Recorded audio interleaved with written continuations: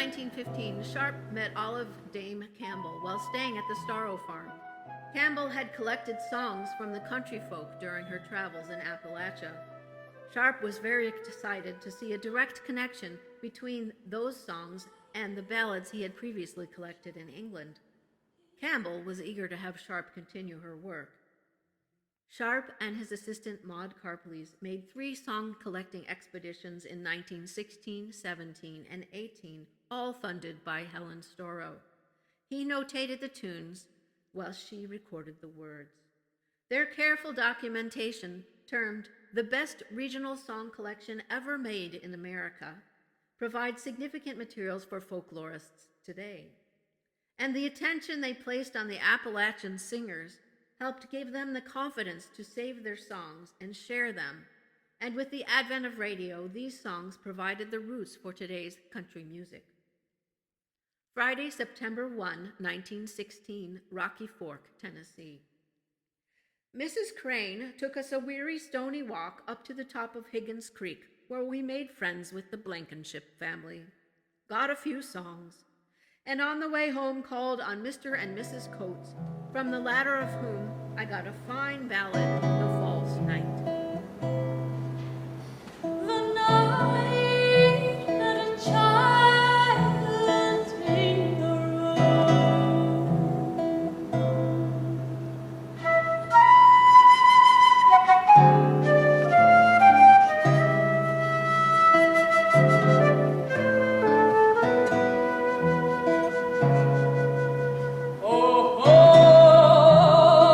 where you going to?